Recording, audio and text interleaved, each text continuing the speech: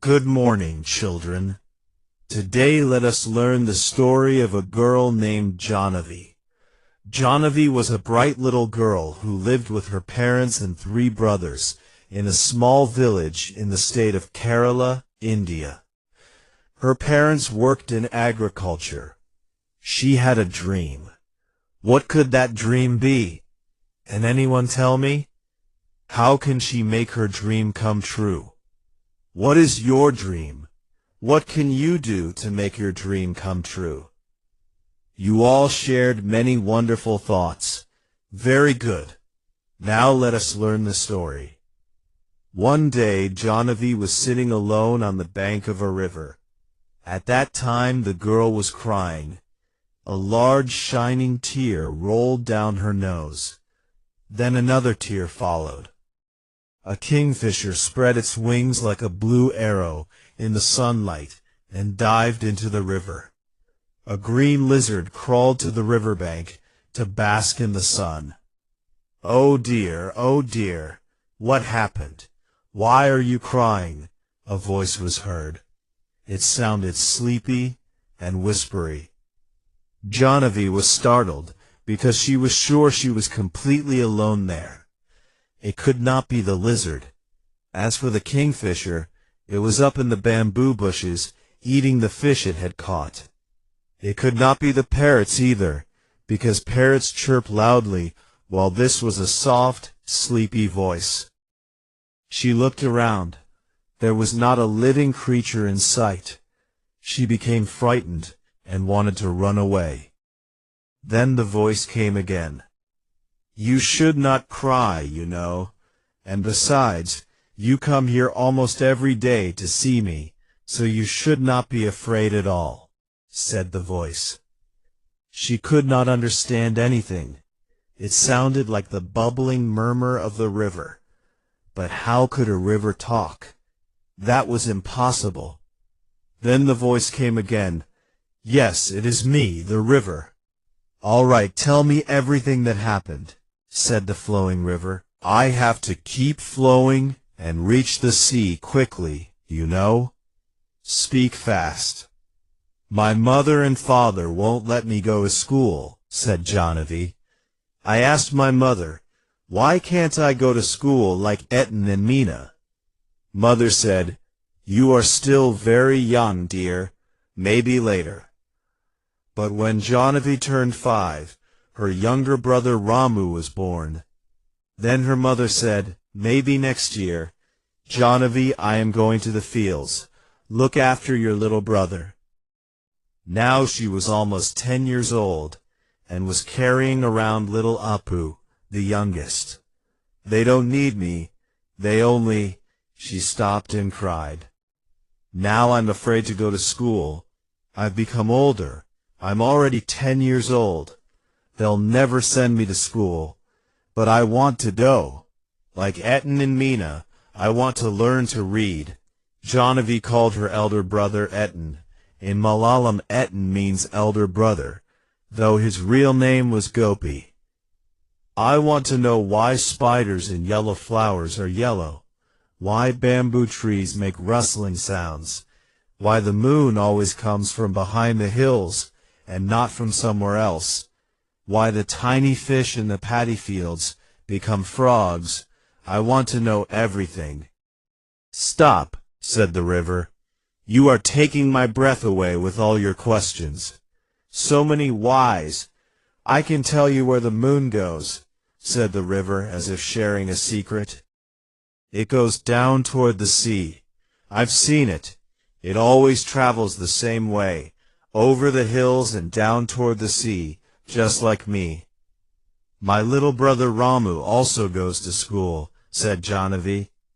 Poor thing, that school isn't near the sea, said the river. If it were, I would take you along with me, but actually I probably couldn't. Your feet would get wet, and that's not good. So I think there is only one thing you can do. Can I do something? Asked Jahnavi. It is all in your hands, said the river. I think girls can do everything boys can do. and perhaps even swim faster than boys. One morning, quietly go and sit in the school and listen to what is happening there. Maybe the teacher will let you stay." "I can't do that," said Johnavy nervously. "I can't. They will scare me and throw me out." The river laughed. "You? Afraid?" asked the river. "You are not afraid of that green lizard or the snake in the bamboo bushes." Johnavy jumped in surprise. "Or even the big noisy trains crossing the bridge." "Trains are too noisy. I like ships better," said the river. Johnavy had never known there was a snake in the bamboo bushes. "What are ships?" asked Johnavy. "Big boats," said the river. "They are so large that they can carry hundreds of people and travel all night across the sea with bright lights." Johnavy gasped. "Do they come here?" she asked. "I don't think so," said the river. "They are too big. Chandu's catamaran is enough for me.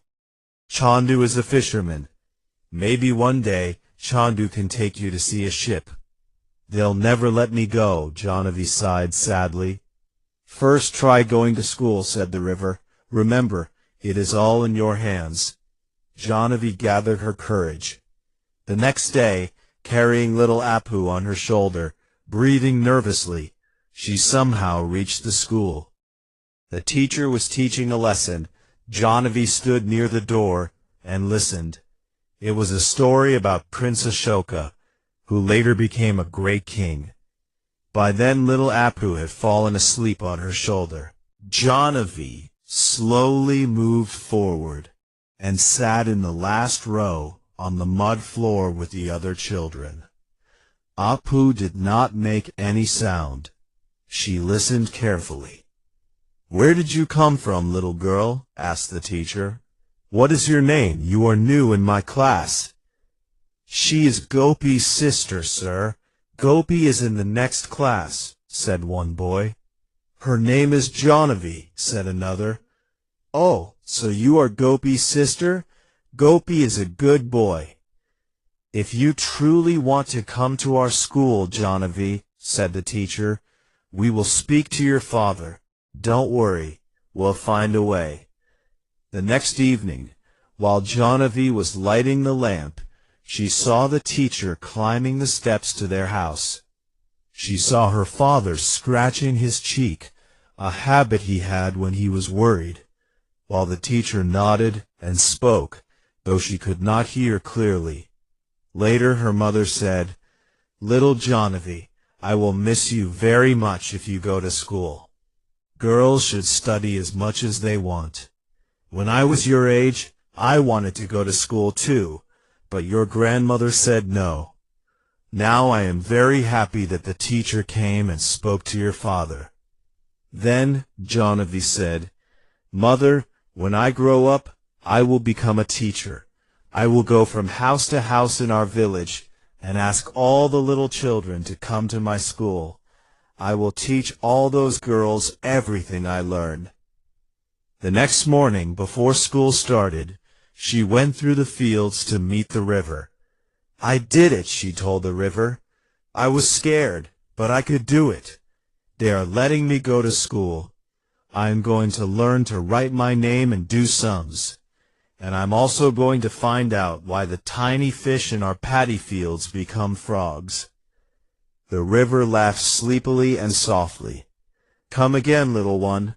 I'll tell you all about the ships that travel across the sea."